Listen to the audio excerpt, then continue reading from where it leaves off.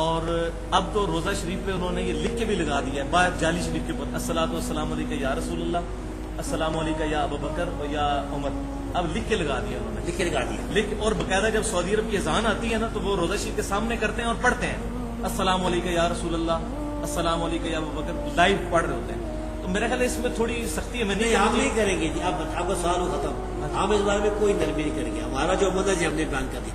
اب اگر انہوں نے کہا تو ان سے دلیل پوچھیں. ہمارے علم میں یہ ہے کہ عبداللہ بن عمر رضی اللہ تعالیٰ جب قبر پر جاتے تھے نا تو یہ کہتے تھے السلام علیکہ یا رسول اللہ، السلام علیکہ یا ابا بکر، السلام علیکہ یا ابا، یہ کہتے تھے. اس لیے کہ لوگ قبر پر جاتے تھے. یہ سنن الکبریٰ بیکی، مصنف عبدالرزاق وغیرہ میں. تو میں بتاتا ہوں اب وہ جاتے تھے قبر پر دروازہ کھول کے، پر جو ہے نا اس کا ثبوت ہے. ہمیں کوئی اگر ثبوت پیش کر دے حجرے کے بعد تو پھر تو ہم کہیں گے لکھنا بھی جائز ہے، ورنہ سعودی عرب والوں نے یہ غلط کام کیا ہوا ہے. ان سے پہلے سعودی عرب والے اور تھوڑے غلط کام کرتے. ہاں یہ جو خانہ کعبہ کے جو دروازے ہیں، ملک فہد، درباب ملک فہد، ماں ملک عبدالعزیز، یہ جتنے جو تھے یہ ان کی بادشاہی تھی کیونکہ مقدس تھی. نہیں کرنا، کیا ایسے نہیں کرنا. کہ جو شخص مسجد نبوی کی طرف جاتا ہے تو ایک ایکسٹریم پہ وہ لوگ ہیں جو یہ کہتے ہیں کہ خالصتاً مسجد نبوی کی نیت کی جائے، یہ بھی افراد و تفرید کا شکار ہے. اور دوسری ایکسٹریم پہ وہ لوگ ہیں جو کہتے ہیں خالصتاً قبر کی نیت کی جائے، جیسا کہ المہند میں لکھا شیخ خلیل احمد سہارنپوری صاحب نے، جو بندی عالم ہیں، بریلوی مکتب فکر کے لوگ، اسی طریقے سے اہل تشیع. یہ دونوں ایکسٹریمز ہیں. درمیان کا حق راستہ یہ ہے کہ قبر مبارک کی بھی نیت کی جائے اور مسجد نبوی کی بھی نیت کی جائے، بیک وقت دو نیتیں کی جائیں. اور میں امام ابن تیمیہ کے حوالے سے یہ بات بتا چکا کہ انہوں نے اپنی کتاب جو قبروں پر حاضری والی اس میں کلیئر کٹ لکھ لیا کہ قبر رسول کی حاضری دنیا میں افضل ترین اعمال میں سے ایک عمل ہے، خود مان گئے. اور پھر ساتھ انہوں نے وہ بات بھی لکھ دی کہ اگر کوئی شخص قبر کی نیت کرتا ہے اس میں امپلائڈ ہے کہ وہ مسجد نبوی کی بھی نیت کیے ہوئے ہے.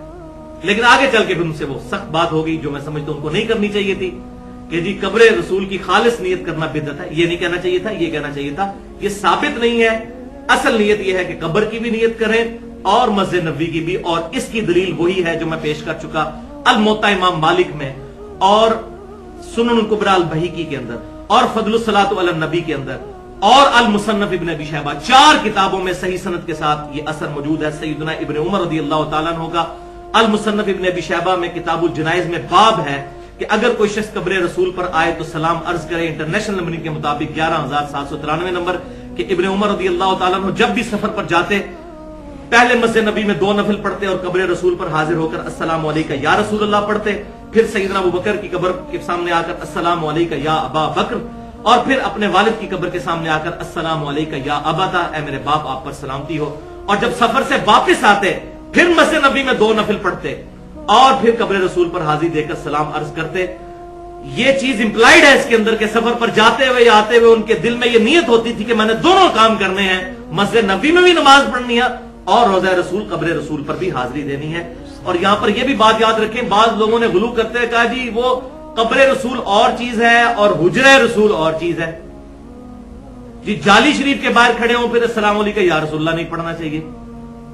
قبر پہ جائے، ان کو پتا قبر تو کھلنی کو نہیں قیامت تک، کیونکہ وہ تو اندر وہ صرف بڑے بڑے وزراء کو اور بادشاہوں کو لے کر جاتے ہیں.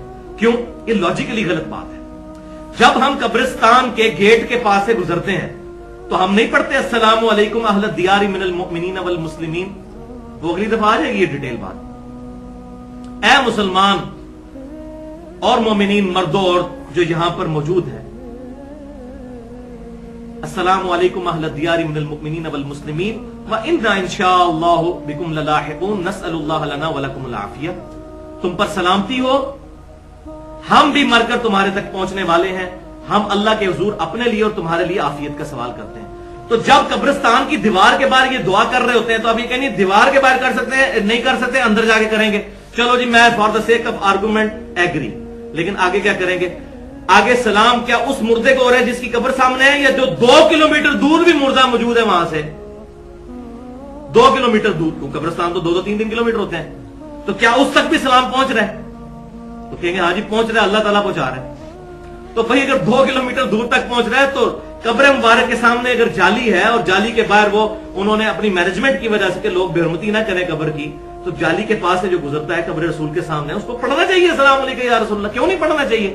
کیوں امت کو اس فضیلت سے محروم کرتے ہیں؟ لہٰذا میں تو سخت اس معاملے میں ان لوگوں کو سمجھتا ہوں خطا پر جنہوں نے یہ ایسا نظریہ اڈاپٹ کیا.